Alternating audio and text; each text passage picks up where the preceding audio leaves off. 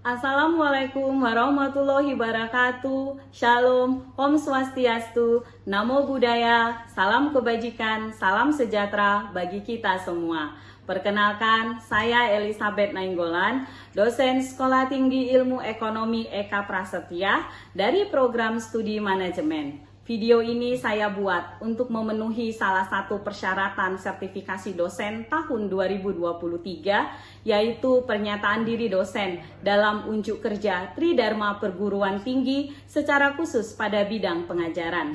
Melalui kesempatan ini, perkenankan saya menjelaskan salah satu mata kuliah yang saya ampu, yaitu mata kuliah Pengantar Ekonomi Mikro dengan kode MKI 010521 dengan bobot sebanyak 2 SKS, di mana mata kuliah ini merupakan mata kuliah wajib bagi mahasiswa semester 1 program studi manajemen.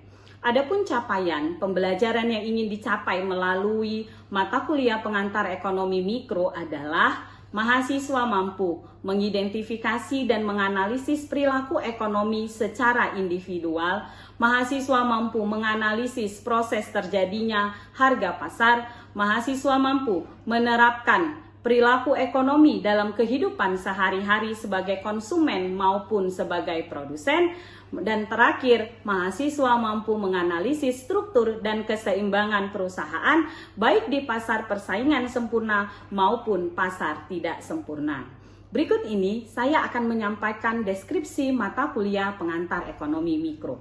Mata kuliah Pengantar Ekonomi Mikro menekankan pada pemahaman teori, konsep, teknik, serta asumsi terkait dengan teori ekonomi.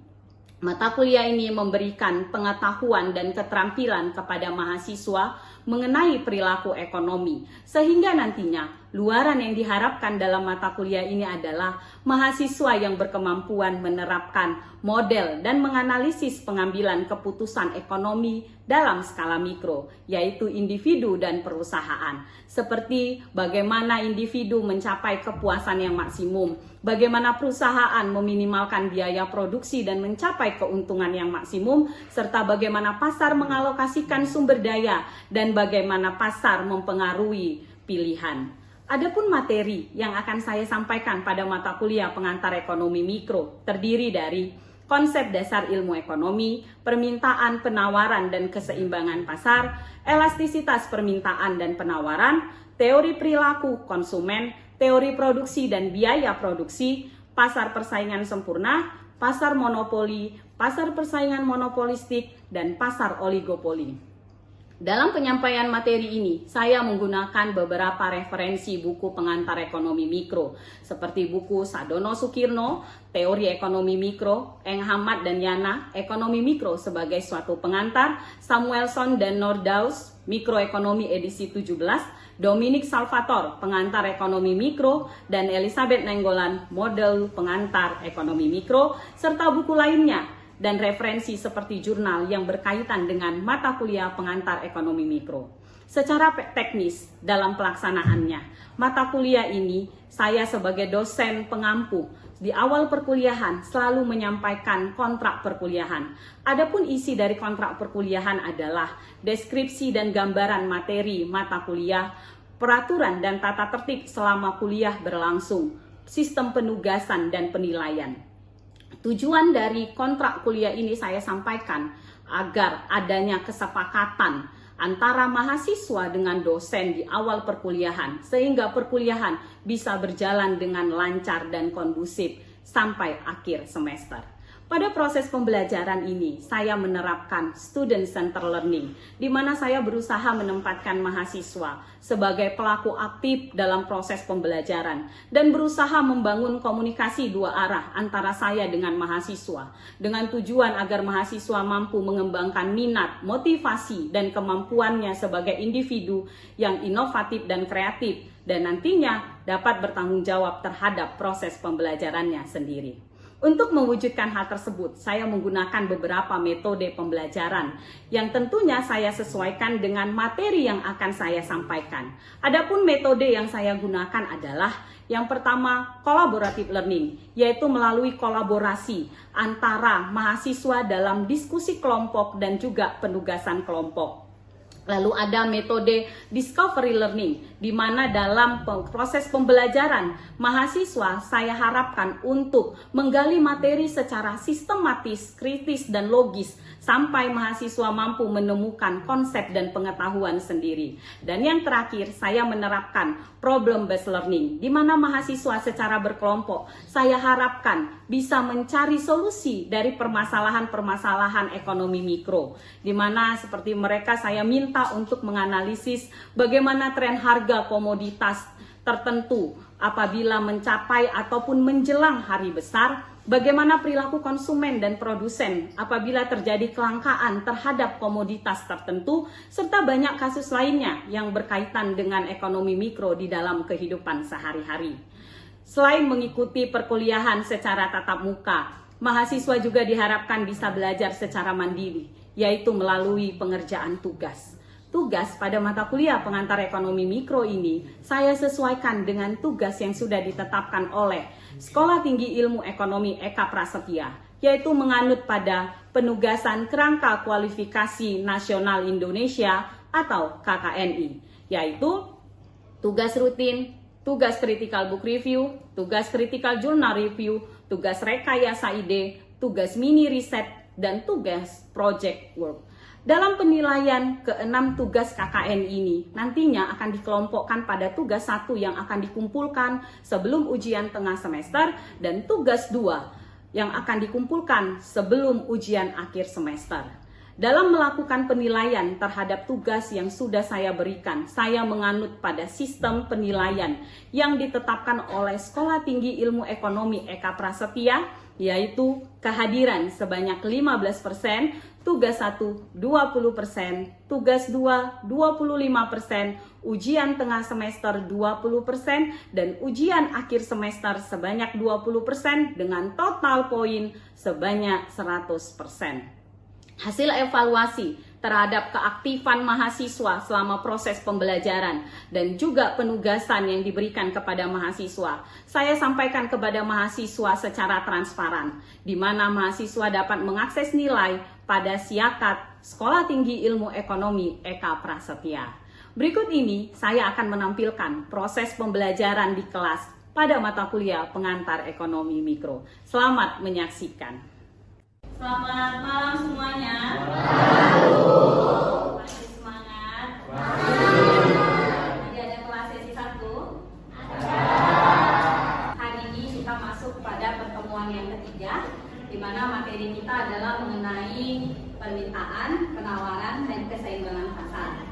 Nah, sebelum saya menjelaskan dan kita berdiskusi bersama mengenai materi yang akan kita bahas hari ini, saya sedikit mereview materi kita minggu lalu, di mana materi minggu lalu kita membahas tentang konsep dasar ilmu ekonomi yang membahas bahwa manusia menghadapi suatu masalah, yaitu masalah apa?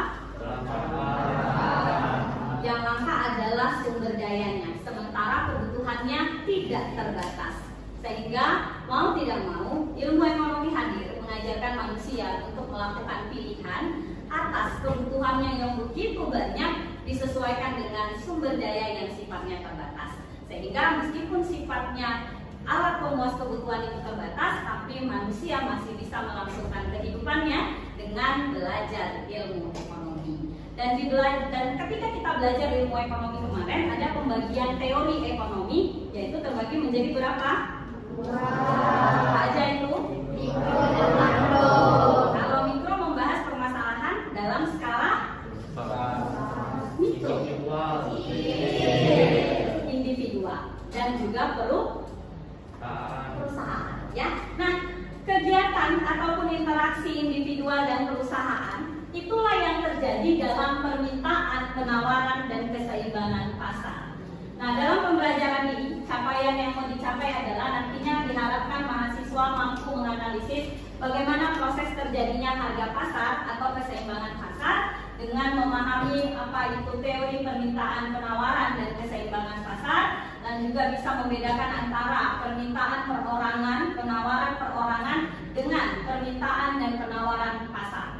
Lalu juga harus bisa menunjukkan apa faktor yang mempengaruhi permintaan dan penawaran selain harga, dan yang terakhir yaitu mampu menghitung harga dan juga jumlah keseimbangan pasar. Nah, kita akan bahas satu persatu Kang Abang. Kita mulai dengan berdiskusi ya. Apa itu permintaan? Barang yang mau dibeli. Barang yang mau dibeli. Apa yang kita inginkan? Ada lagi? Barang yang dibutuhkan. Good. Dibutuhkan, diinginkan, dibeli. Ya, saya rasa cukup. Apa itu penawaran? Barang yang dijual.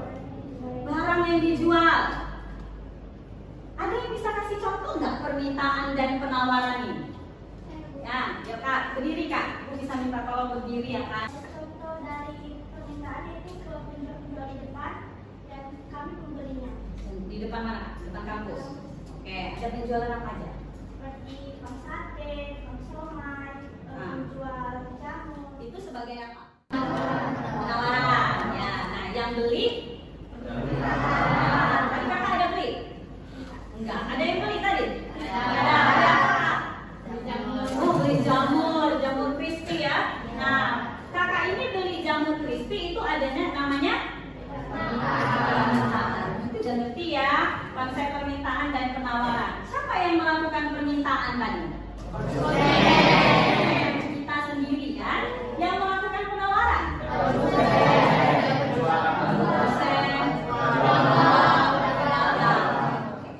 Kenapa sih ada permintaan? Kebutuhan, keselera, bisa, ya kan? Karena punya pendapatan makanya ada permintaan, ya. Kenapa ada penawaran? Biaya produksi. Apa itu maksudnya biaya produksi? Kenapa ada penawaran? Kenapa ada orang yang jualan? Maka tadi kita sudah membahas, berdiskusi. Siapa yang bisa menyimpulkan apa itu permintaan? Nah, Jumlah barang yang dibeli pada tingkat harga dan waktu tertentu. jumlah barang yang dibeli pada tingkat harga dan waktu tertentu. Good. Kalau penawaran? Ditawarkan dalam waktu tertentu dan harga. Iya, dalam waktu dan harga tertentu. Karena harga dan waktu itu kan selalu berbeda.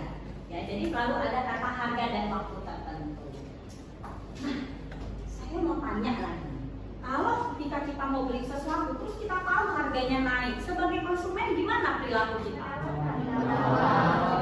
Nawar. Ini ya paling seru itu nawar. Apalagi kalau emak-emak kayak saya nih, kalau nggak nawar rasanya kurang puas ya. Nah, selain nawar, ngapain lagi? Beli kemahalan ya. Enggak lah, nggak usah beli kalau nggak perlu kali ya. Apalagi? Beli lebih sedikit, sesuaikan ya. Oke. Nah, kalau bagaimana dengan kalau dia produsen? Tadi kan dari sisi konsumen. Kalau produsennya gimana? Ketika harga naik, biasanya pedagang ingin menjual. Tujuannya apa? Tujuannya supaya lebih banyak lagi. Good ya. Nah, tadi kita bahas nih bagaimana sih pengaruh harga ketika turun terhadap permintaan, bagaimana pengaruh harga ketika turun terhadap penawaran. Maka ada yang dinamakan dengan kurva Kak Abang. Kurva itu adalah gambaran yang menunjukkan bagaimana hubungan harga dengan tingkat barang yang diminta dan juga ditawarkan. Siapa yang bisa? Atau masih ingat mungkin pelajaran di SMA? Bisa Pak? Oke, Bang. Nih. Boleh. Oke, yuk.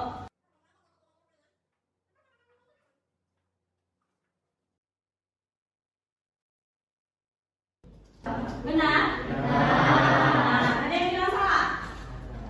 Nggak ada, karena di sini kita sudah bisa melihat bahwa kalau dia hubungannya ini dari atas turun ke bawah, ini menunjukkan hubungan P dan Q yaitu bagaimana? Berbanding lurus atau berbanding terbalik? Berbanding lurus atau berbanding terbalik?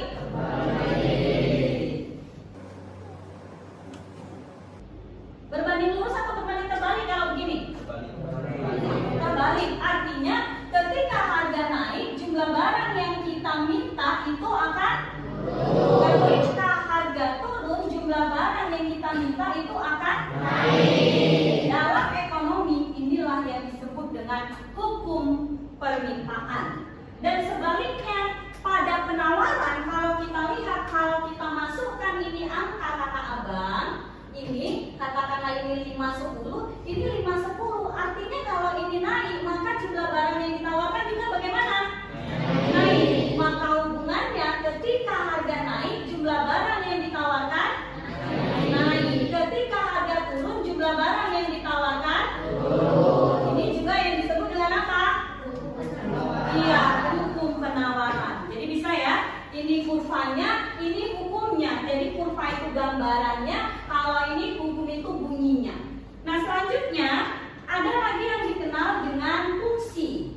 Tadi kita lihat bahwa pada hukum permintaan kakak abang, hubungan P dan Q itu berbanding terbalik. Kalau kita lihat di sini, Q-nya positif atau negatif? Positif. P-nya positif atau negatif? Berbanding terbalik? Berbanding terbalik. Kalau pada penawaran, Q-nya bagaimana ini? Positif. Bagaimana dengan P-nya? Positif. Berbanding lurus.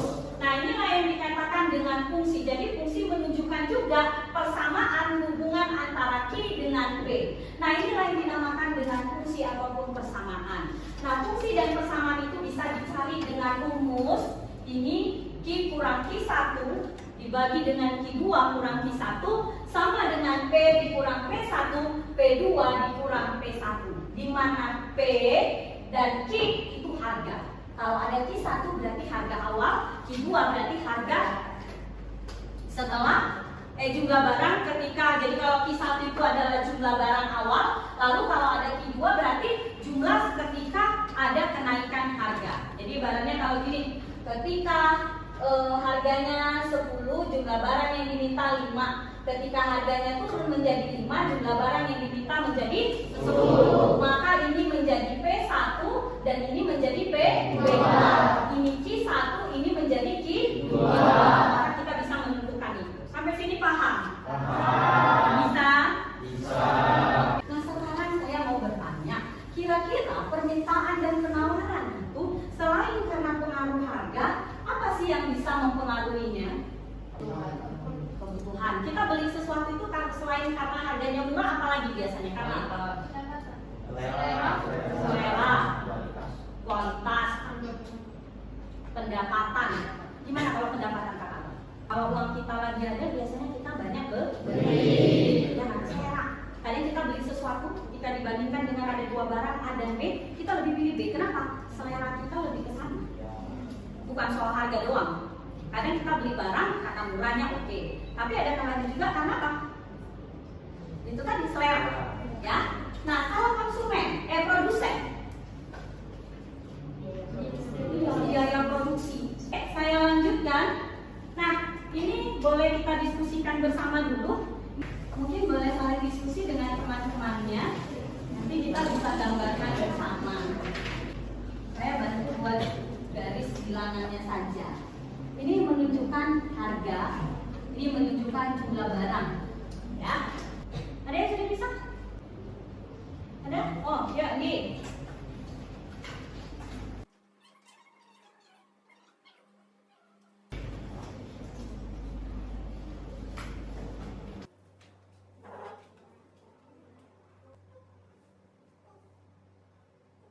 Benar?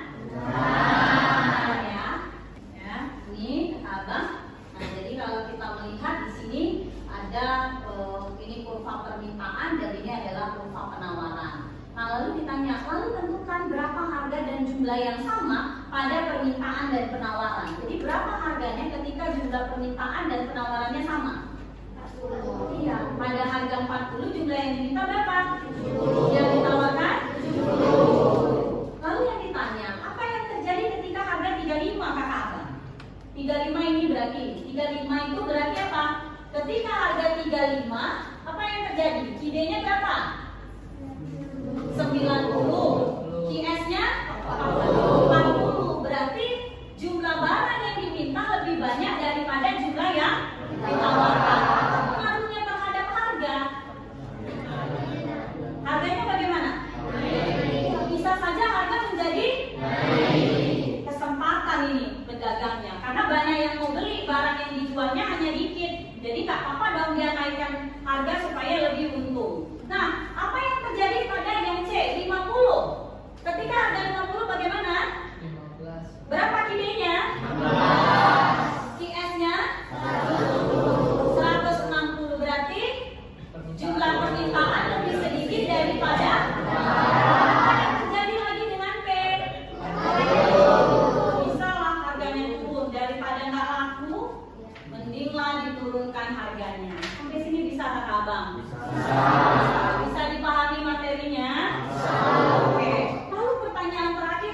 dan D. Apa yang terjadi kalau pendapatan masyarakat bertambah? Kira-kira bagaimana Kakak Abang? Kalau pendapatan masyarakat bertambah, apa yang terjadi pada permintaan kita? Bertambah. Biasanya kita kalau banyak uang lebih banyak belanja nggak? Kenapa kalau lagi berusaha itu mall bisa penuh? Benar ya? Tadi ada yang bilang, pertanyaan saya, bagaimana kalau pendapatan naik? Lalu ada yang bilang bahwa permintaan kita juga naik.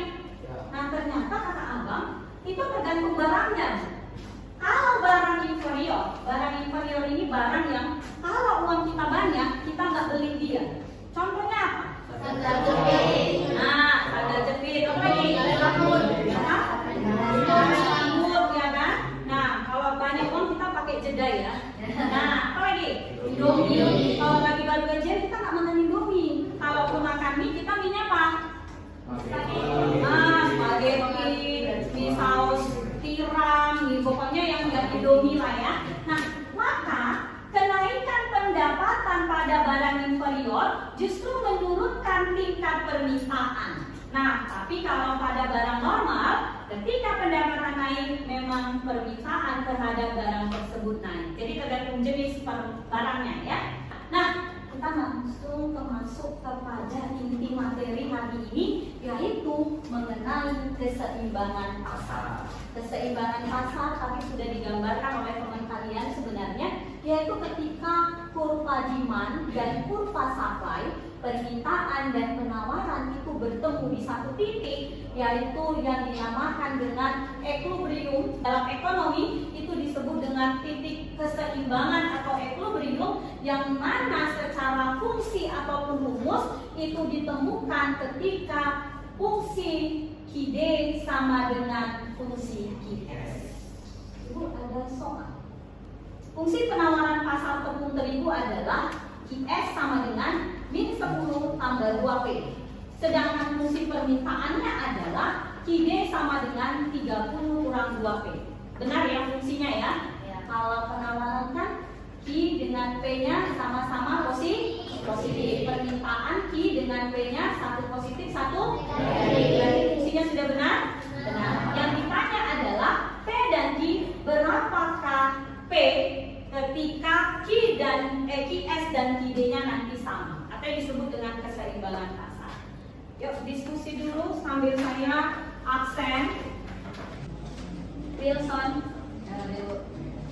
Kevin Chandra, Sharon, Maisanda, Lewis. Oke, ada yang bisa? Ya. Mungkin di sini aja ya Kak.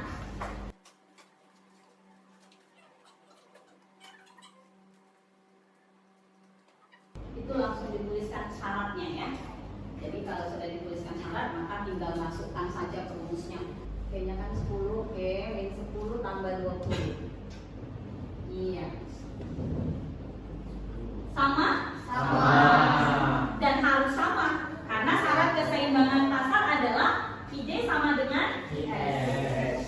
Jadi harga pasar itu adalah kesepakatan antara produsen dengan konsumen ketika melakukan transaksi jual dan beli.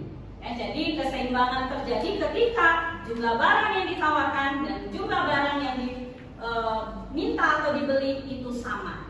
Atau dalam fungsi dinyatakanlah QD sama dengan QS. Di mana pada permintaan antara harga dengan jumlah barang yang diminta itu berbanding terbalik. Pada penawaran antara harga dengan jumlah yang ditawarkan itu berbanding lurus. Itu saja. Ada yang mau ditanya terkait materi hari ini Kakak Abang? Sudah tahu ya? Iya, karena memang kitalah pelakunya. Kita sebagai konsumen yang punya banyak permintaan, pernah habis-habisnya permintaan kita. Yang buat kita berhenti minta itu adalah sumber daya, ya kan? Uang kita yang buat kita berhenti meminta. Kalau pemikiran, keinginan, kebutuhan kita pengen nggak berhenti dalam meminta. Ya, dengan adanya permintaan maka penawaran muncul, di mana produsen berusaha memenuhi kebutuhan manusia.